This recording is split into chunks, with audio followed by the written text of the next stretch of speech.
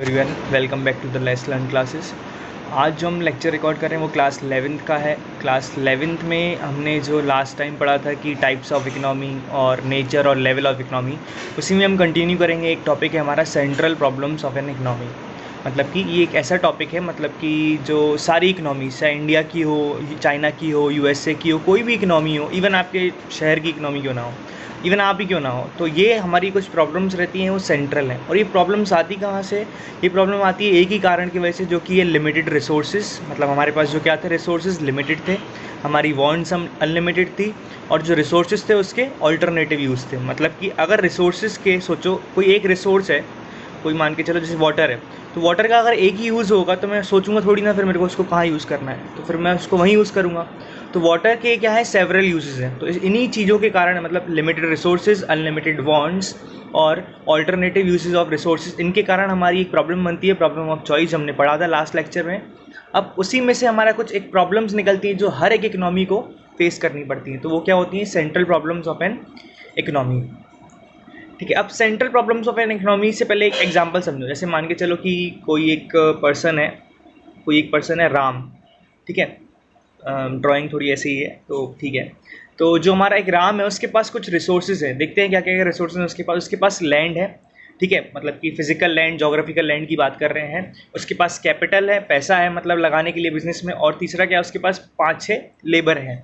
तो वो क्या है, उसको सोचना पड़ेगा। अब उसने क्या है, उसके पास ये सारे रिसोर्सेज रखे हैं, उसको पता है ये रिसोर्सेज उसके पास जो हैं वो लिमिटेड है। मतलब ये जो सारे रिसोर्सेज हैं वो कैसे हैं, लिमिटेड है। तो उसको ये सोचना पड़ेगा कि वहाँ पर जो लिमिटेड रिसोर्स है उससे क्या बनाए क्या ना बनाए। मतलब कि वहाँ पर उसको चॉइस लेनी पड़ी, बिकॉज हर कुछ तो नहीं बना सकता है, बिकॉज उसके पास रिसोर्सेज कैसे हैं, लिमिटेड है। तो यहाँ पर राम को क्या करना पड़ रहा है, सोचना पड़ रहा है कि कैसे वो अपने रिसोर्सेज को यूज़ करेगा। ठीक है, अब उसको सबसे पहले क्या सोचना पड़ेगा कि वो कौन से गुड्स को बनाए। तो वो कौन से गुड्स बनाएगा जिसकी मार्केट में डिमांड होगी वो बनाएगा। तो उसने ये सोच लिया कि मान के चलो उसे वीट और राइस बनाना है। ठीक है, अब जो पीस ऑफ लैंड है उसमें से ये सोचना पड़ेगा उसको कि कितने में वीट बनाना है, कितने में राइस बनाना है। ये भी एक दिक्कत है, मतलब कितना अमाउंट में बनानी है, कितनी चीज़। अब जब उसने ये डिसाइड कर लिया वीट और राइस बनाना है, तो उसको अभी सोचना पड़ेगा कि वो कैसे बनाएगा उन चीज़ों को। आप भी होगे तो अगर आप कोई प्रोडक्शन में हो तो आप सबसे पहले क्या देखोगे, क्या चीज़ बनानी है, उसके बाद क्या सोचोगे कि कैसे उस चीज़ को बनाएं। अब ये जो फाइनली मान के चलो इन तीनों चीज़ों से मिलके क्या बन गया, वीट और राइस बन गया। तो वो डिसाइड करेगा कि जो वीट और राइस बन गया वो किसको मिले किसको नहीं मिले। तो यही प्रॉब्लम एक राम के लेवल पर थी। अब हमें ये प्रॉब्लम्स कहाँ रहती हैं, इकोनॉमी के लेवल पर रहती हैं। तो इकोनॉमी के लेवल पर जो हमने पढ़ा, जैसे राम को दिक्कतें आ रही थी वही इसको आती है, इकोनॉमी को आते हैं। तो सबसे पहले दिक्कत क्या आई थी राम को, जो थी व्हाट टू प्रोड्यूस। मतलब कि उसने सोचा कि क्या पहले बनाएं। आपके पास रिसोर्स, सबसे पहले तो ये सोचोगे कि क्या बनाना है, क्योंकि हम हर कुछ नहीं बना सकते, हमारे पास रिसोर्सेज कैसे हैं, लिमिटेड। तो हमें एक चॉइस लेनी पड़ती है कौन से रिसोर्सेज हम बनाएंगे और कौन से नहीं बनाएंगे। जनरली हम जो सोच रहे हैं कौन से गुड्स बनाएंगे नहीं बनाएंगे, उनको दो कैटेगरी में रखा गया है, कैपिटल गुड्स और कंज्यूमर गुड्स। कंज्यूमर गुड्स मतलब कि जो हम कंज्यूम करते हैं अपने वांट्स को सेटिस्फाई करने के लिए। जैसे हमने मैगी खाई तो हमें भूख लग रही थी इसलिए। ठीक है, हम लैपटॉप यूज़ करते हैं, हमें थोड़ा बहुत काम रहता है या फिर ऑफिस वर्क रहता है, इसीलिए तो हम इन चीज़ों को क्या करते हैं, कंज्यूम करते हैं। तो ये क्या है, कंज्यूमर गुड्स। कैपिटल गुड्स क्या होते हैं, जिनको हम प्रोडक्शन में लगाते हैं एज एन इन्वेस्टमेंट। तो सोसाइटी को सोचना पड़ता है कि वो कैपिटल गुड्स बनाए या कंज्यूमर गुड्स बनाए। अगर अब कैपिटल गुड्स बनाएगी तो कैपिटल गुड्स अभी तो काम नहीं आएंगे उतने पर, लेकिन फ्यूचर में काम आएंगे। जैसे मैंने मशीन खरीद ली कोई, तो मशीन सेवरल ईयर्स तक चलेगी वो। और कंज्यूमर गुड्स क्या है, अभी कंज्यूम हो जाएंगे। तो कंज्यूमर गुड्स और कैपिटल गुड्स के बीच में चॉइस लेनी पड़ती है हर एक इकोनॉमी को कि कितने गुड्स वो कैपिटल के बनाए, कितने कंज्यूमर के बनाए। अब ध्यान करो, ये भी सोचेंगे कि इन्होंने डिसाइड कर लिया कैपिटल गुड्स बनाने हैं, कंज्यूमर, तो ये भी तो सोचेंगे कितने अमाउंट में बनाने हैं, मतलब कितने कैपिटल गुड्स बनाने हैं, कितने कंज्यूमर गुड्स बनाना है। क्यों? अगेन क्योंकि हम हर कुछ प्रोड्यूस नहीं कर सकते, इसीलिए हमें ये चॉइस लेनी पड़ रही है किसकी, व्हाट टू प्रोड्यूस की। अब व्हाट टू प्रोड्यूस की चॉइस हमारी हो गई, हमने सोच लिया हमें कौन से गुड्स बनाने हैं।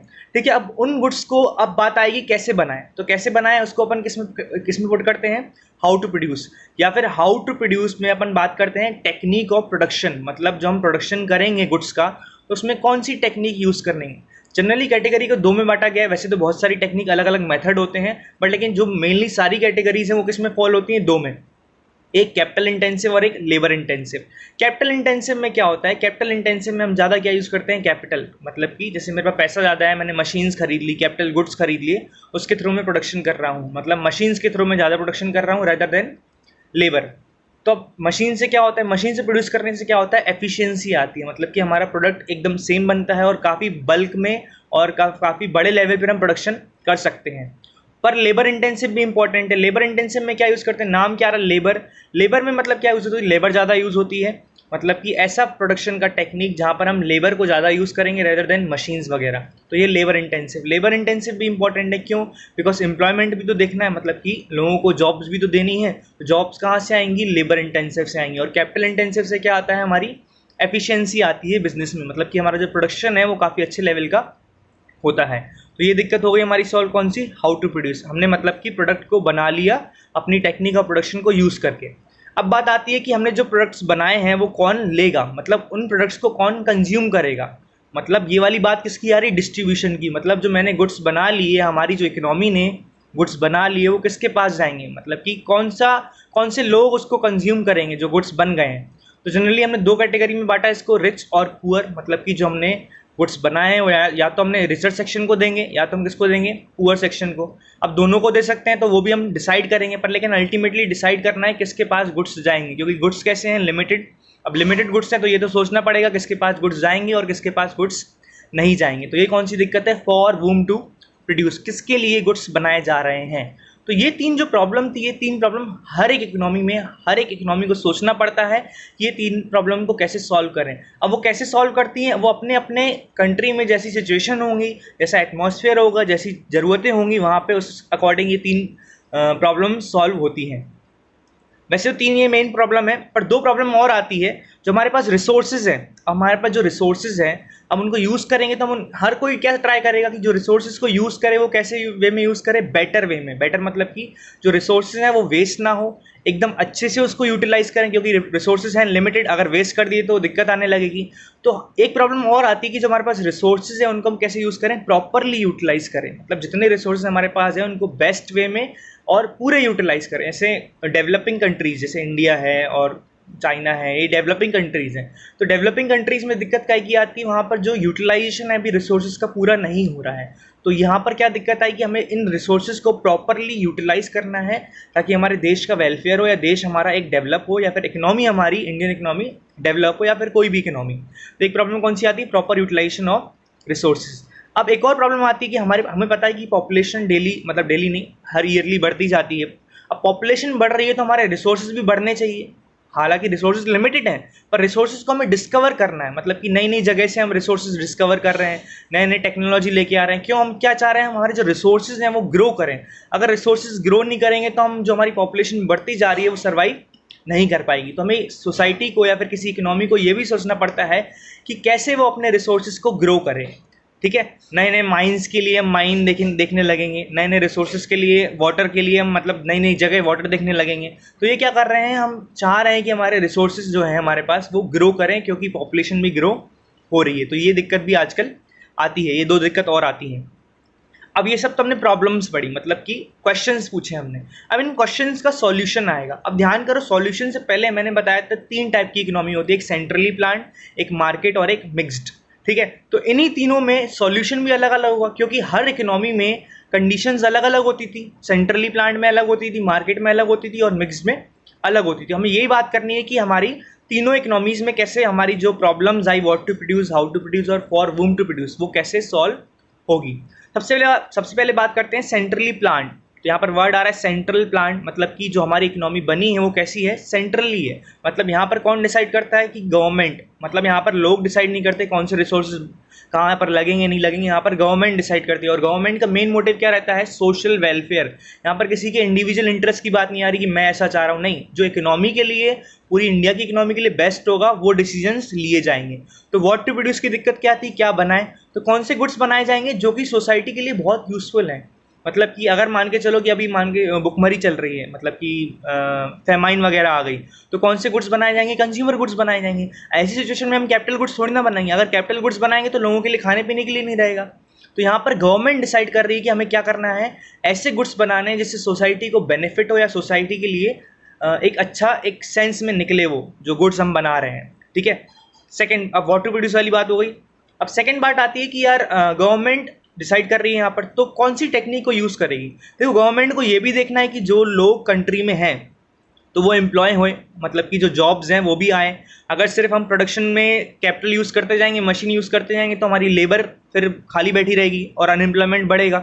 तो इस दिक्कत को सॉल्व करने के लिए सरकार या फिर गवर्नमेंट क्या करती है, ऐसी सिचुएशन में सेंट्रली प्लान्ड इकोनॉमी क्या देखेगी, लेबर इंटेंसिव टेक्निक ज़्यादा यूज़ करेगी। क्यों? बिकॉज वहाँ पर लेबर ज़्यादा यूज़ होती है, वहाँ पर जॉब्स ज़्यादा क्रिएट होंगी। और अगर जॉब्स मार्केट में क्रिएट नहीं हो रही है तो इकोनॉमी के लिए दिक्कत है, इकोनॉमी में लोग क्या होंगे, बेरोजगार हो जाएंगे। तो सरकार को क्या देखना है, सोशल वेलफेयर। सोशल वेलफेयर कहाँ से आएगा, लेबर इंटेंसिव टेक्निक को यूज़ करके। इसका मतलब ये नहीं है कि सरकार कैपिटल इंटेंसिव यूज़ नहीं करेगी। अगर जब अनएम्प्लॉयमेंट बढ़ जाएगा तो वो क्या यूज़ करेगी, लेबर इंटेंसिव टेक्निक यूज़ करेगी। अब थर्ड प्रॉब्लम की बात आती है कि फॉर वूम टू प्रोड्यूस, मतलब जो हमारे गुड्स बन गए वो किस सेक्शन के पास जाएंगे। अब खुद नॉर्मली सोचो, सरकार किसके बारे में ज़्यादा सोचेगी, रिच सेक्शन के या पुअर सेक्शन? ऑब्वियसली बात है, सरकार पुअर सेक्शन के बारे में सोचेगी, बिकॉज पुअर सेक्शन अपने आप की जो नीड्स है वो फुलफिल नहीं कर पाते जनरली। तो सरकार क्या करेगी, उनको गुड्स प्रोवाइड करेगी। मतलब कि सरकार क्या कर रही है, यहाँ पर जो गुड्स प्रोड्यूस हुए हैं वो जनरली किस में डिस्ट्रीब्यूट कर रही है, जो प्रॉब्लम ऑफ डिस्ट्रीब्यूशन थी वो किस में आ रही है, पुअर सेक्शन को वो ज़्यादा ऊपर रखेगी rather than rich. Because rich अपने आप कंजम्पशन कर सकते हैं, बट पुअर विदाउट गवर्नमेंट की हेल्प नहीं कर पाएंगी। और ध्यान रखना, तीनों प्रॉब्लम जो हमने सॉल्व करी उसमें हमारा मेन मोटिव क्या था, हमें मेन ये देखना था कि यार सोसाइटी का ओवरऑल भला हो रहा है या नहीं हो रहा, मतलब कि वेलफेयर पूरी इकोनॉमी का हो रहा है या नहीं हो रहा, रेदर देन एक का या फिर दो का, मतलब सबका होना चाहिए वेलफेयर। तो ये थी सेंट्रली प्लान्ड में कैसे कैसे हमारी प्रॉब्लम सॉल्व होती हैं। अब बात आती है फ्री मार्केट इकोनॉमी में।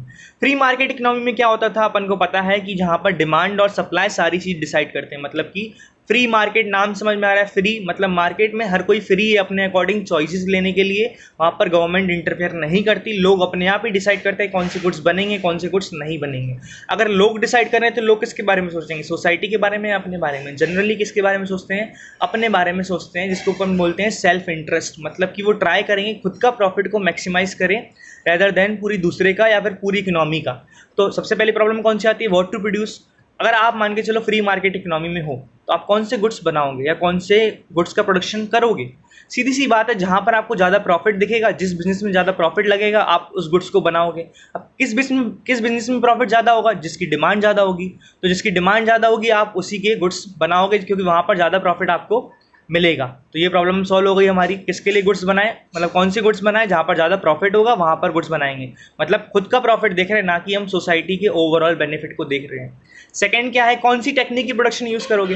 यार अगर आप प्रोड्यूसर हो तो कौन सी प्रोडक्शन यूज़ करोगे, ऐसी टेक्निक यूज़ करोगे जिससे आपकी कॉस्ट कम आए, क्योंकि अगर कॉस्ट कम आएगी तो आपको प्रॉफिट ज़्यादा होगा। और आप ऐसी टेक्निक यूज़ करोगे जिससे आपका प्रोडक्शन हो वो एफिशिएंटली हो, मतलब कि दिक्कतें ना आए उसमें। अपन को पता है दिक्कतें कहाँ नहीं आती ज़्यादा, जहाँ पर अपन मशीन्स यूज़ करते हैं। बिकॉज मशीन में जो हमारे प्रोडक्ट बनते हैं वो कैसे होते हैं, एकदम कह सकते हो सिमिलर बनते हैं, काफ़ी बड़े लेवल पे हम गुड्स का प्रोडक्शन कर सकते हैं। तो हमने कौन सी टेक्निक को यूज़ करेंगे, जनरली ऐसी टेक्निक जिससे हमारी कॉस्ट कम आए और हमारे प्रॉफिट बढ़े, और जिससे हमारा जो प्रोडक्शन है वो अच्छी तरीके से स्मूथली चले।